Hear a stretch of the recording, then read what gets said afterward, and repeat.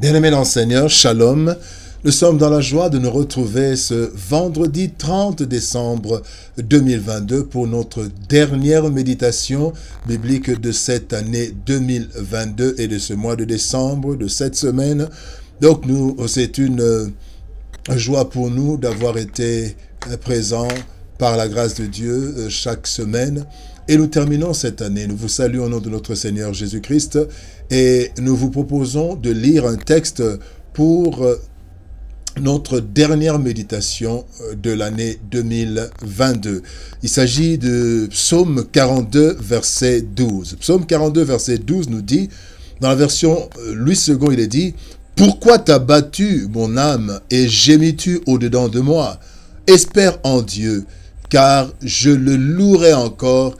Il est mon salut et mon Dieu. » Dans la Parole de vie 2017, il est dit, « Pourquoi me décourager? Pourquoi me plaindre de ma vie? Il vaut mieux compter sur Dieu, oui. Je vais encore le remercier, lui, mon Sauveur et mon Dieu. » Quand l'âme est abattue. Quand l'âme est abattue, tel est le thème de notre méditation de ce vendredi 30 décembre 2022. Bien-aimés dans le Seigneur, l'âme est le siège des sentiments, de l'intelligence, de la pensée et de la volonté humaine. C'est la partie immatérielle de l'homme. Cependant, l'âme est affectée par ce qui touche les sens, ce qui est matériel. Cela fait de l'âme une partie sensible qui peut être perturbée par les réalités ambiante. Dans le texte du jour, l'âme du psalmiste est perturbée par les réalités vécues et elle est abattue. Cependant, l'esprit de l'homme, qui n'est pas perturbé par les réalités, reste confiant au Seigneur. Nous devons être capables de fortifier, bien-aimé, notre âme par les vérités spirituelles qui influencent notre esprit. Tirons quelques leçons de notre texte du jour. Premièrement, parlons des réalités qui abattent l'âme.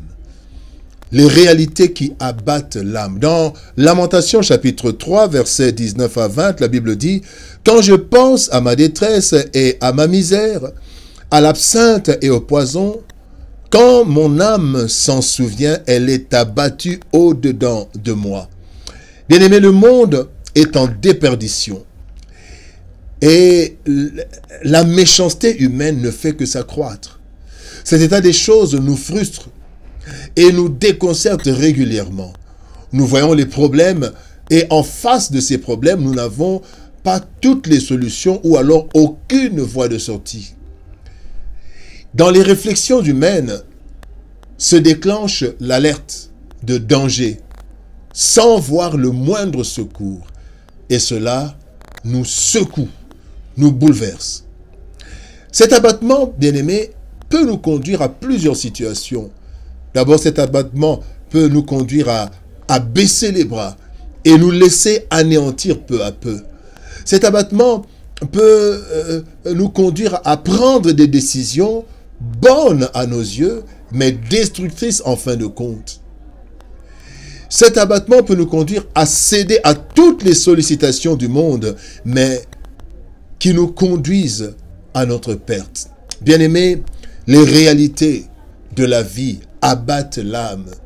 Problème d'argent, problème de procréation, problème des frais des enfants, plusieurs problèmes, bien-aimés, et l'âme est abattue. Mais la deuxième leçon que nous voulons tirer de ce texte, « Pourquoi t'as battu, mon âme, et gémis-tu au-dedans de moi? Espère en Dieu. » Bien-aimés, nous voulons parler des vérités qui influencent l'esprit. Les vérités qui influencent l'esprit. Dans Ésaïe chapitre 54, verset 10, la Bible dit « Quand les montagnes s'éloigneraient, quand les montagnes chanceleraient, mon amour ne s'éloignera point de toi et mon alliance de paix ne chancellera pas, dit l'Éternel qui a compassion de toi. » Bien-aimés, deux choses réelles, deux vérités dont nous devons toujours nous souvenir et qui rassurent notre esprit. D'abord, c'est l'amour de Dieu. Le Seigneur dit « Mon amour ne s'éloignera point de toi. » Bien-aimés, cet amour ne nous veut aucun mal. Et nous devons savoir que Dieu, dans son amour, fait concourir toutes choses à notre bien. Il est dit dans Romains chapitre 8, verset 8, Toutes choses concourent au bien de ceux qui aiment Dieu, de ceux qui sont appelés selon son dessein. Bien-aimés, par des voies que nous ne maîtrisons nullement, mais que seul lui connaît, Dieu fait concourir toutes choses à notre bien. La deuxième chose, la deuxième vérité, c'est l'alliance que nous avons avec lui. Bien-aimés, nous sommes en alliance. Quand nous sommes chrétiens, nous sommes en alliance avec l'Éternel. Et lorsque nous sommes en alliance avec Dieu, il nous promet de ne jamais nous abandonner ou nous délaisser. Dans le texte que nous avons lu dans Ésaïe 54, la Bible dit « Mon alliance de paix ne chancellera point ».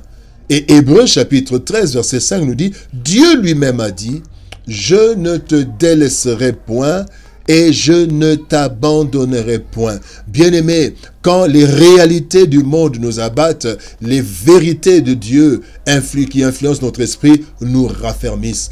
Dieu nous aime et nous sommes en alliance avec lui. La troisième leçon que nous tirons, c'est que notre esprit fortifie notre âme. Notre esprit peut fortifier notre âme.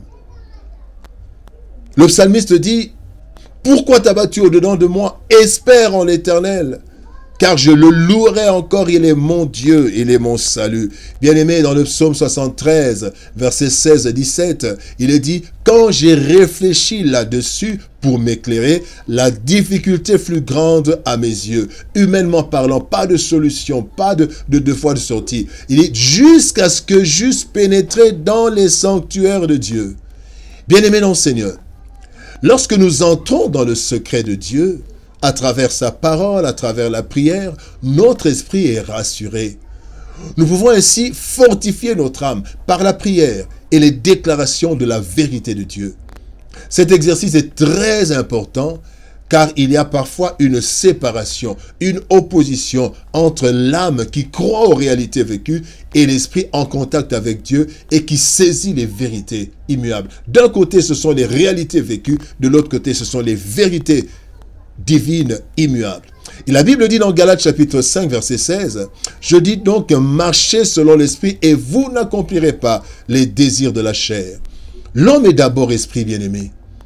Job 32, 8 dit, mais en réalité, en l'homme, c'est l'esprit.